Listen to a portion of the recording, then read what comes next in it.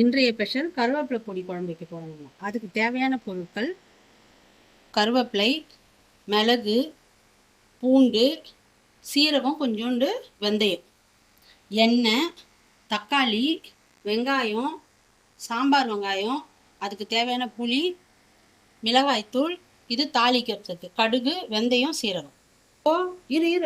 இன்றைய ஸ்பெஷல் கருவேப்பிலை பொடி குழம்பு வைக்க போகிறோம். அதுக்கு தேவையான பொருட்கள்: கருவேப்பிலை, மிளகு, பூண்டு, சீரகம், கொஞ்சம் வெந்தயம் எடுத்துருக்கோம், எண்ணெய், தக்காளி, பெரிய வெங்காயம், சாம்பார் வெங்காயம், புளி, குழம்பு மிளகாத்தூள், தாளிக்கிறதுக்கு சீரகம், வெந்தயம், கடுகு எடுத்துருக்கோம். செய்முறை: கருவேப்பிலை, மிளகு, பூண்டு, வெந்தயம், சீரகம், பெரிய வெங்காயம், தக்காளி எல்லாமே எண்ணெயில் 1 by 1 வறுத்து எடுத்துக்க போகிறோம். வறுத்து எடுத்து அரைக்கணும். சாம்பார் வெங்காயம் இதெல்லாம் போட்டு நம்ம தாளிக்க போகிறோம். இப்போ ஆரம்பிக்க போகிறோம். அடுப்பு பற்ற வச்சுக்கிறோம். முதல்ல கொஞ்சம் எண்ணெய் ஊற்றிக்கிறோம்.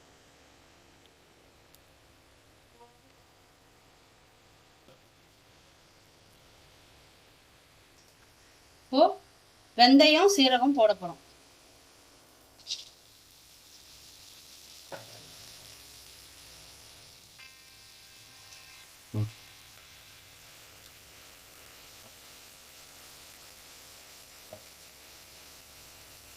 அது கூட மிளகு சேர்க்கணும்.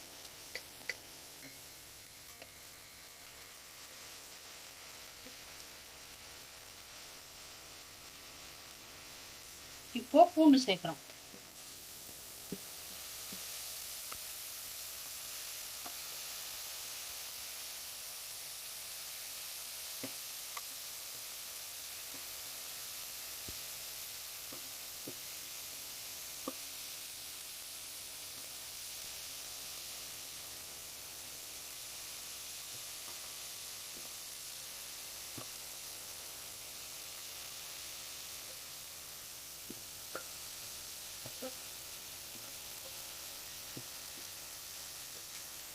கருவேப்பிலையை சேர்த்துக்கலாம்.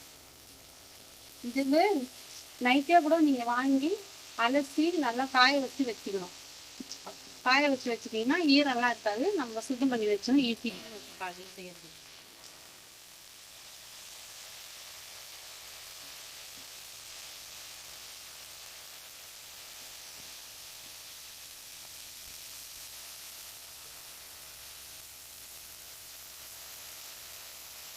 கருவேப்பிலை நல்லா பொரியணும் எண்ணெயே. இப்போ கருவேப்பிலை நல்லா பொரிஞ்சு வரும்போது இப்போ நல்லா பொரிஞ்சு வந்துடுச்சு. கருவேப்பிலை எல்லாமே நல்லா பொரிஞ்சு வந்துடுச்சு. இப்போ இதை ஒரு தட்டில் கொட்டி ஆற வச்சுக்க போறோம்.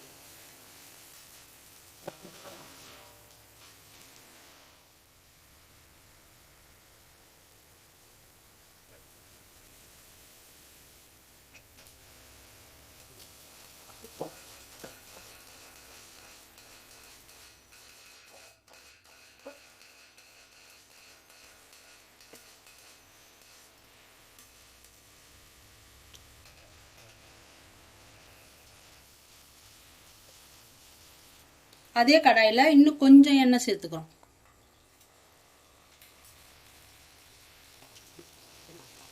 பெரிய வெங்காயம் அரைஞ்சி வச்சதை போட்டுக்க போகிறோம்.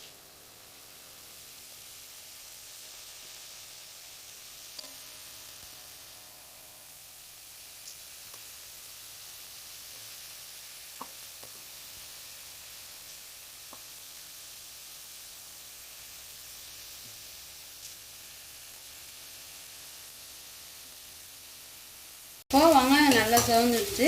இப்போ தக்காளியை போட போகிறோம்.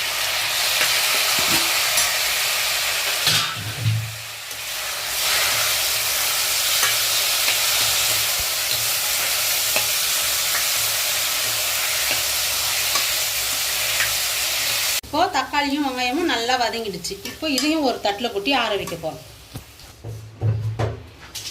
இப்போ கடுகு, வெந்தயம், சீரகம் பொரிஞ்சிடுச்சு.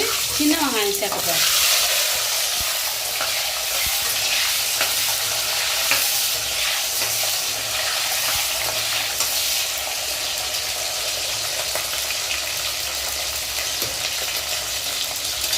இப்போ இது நல்லா ஆயிடுச்சு.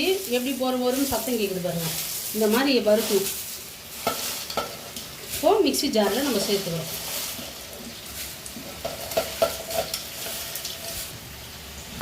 இந்த மாதிரி அரைஞ்சிடுச்சு. இன்னும் சேர்க்க போகிறோம். இப்போ இன்னும் கொஞ்சம் தண்ணி சேர்க்குறோம். இப்போது நம்ம ஓப்பன் பண்ணோம். நல்லா அரைஞ்சிடுச்சு. இப்போ அது கூடவே அந்த வெங்காயம் தக்காளியை சேர்த்துக்கிறோம்.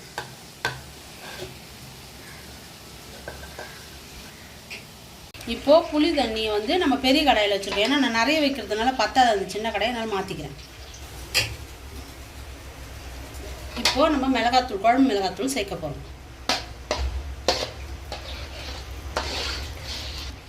இப்போது இந்த மிளகாத்தூள், புளி, வெங்காயம், தக்காளி வந்து எல்லாத்தையுமே இதில் புளி தண்ணியில் வதக்கி வச்ச வெங்காயம், அந்த கடுகு எல்லாம் எடுத்து போட்டாச்சு. மிளகாத்தூள் போட்டாச்சு. தேவைக்கேற்ப உப்பு போட போகிறோம். போட்டு இப்போ கொதிக்க வைக்க போகிறோம். இப்போது நம்ம அரைச்சி வச்ச பேஸ்ட்டை இதில் சேர்க்க போகிறோம். இந்த குழம்புல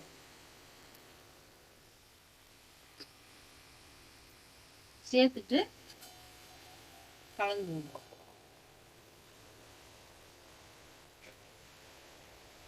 இது நல்லா கொதிச்சு வரணும்.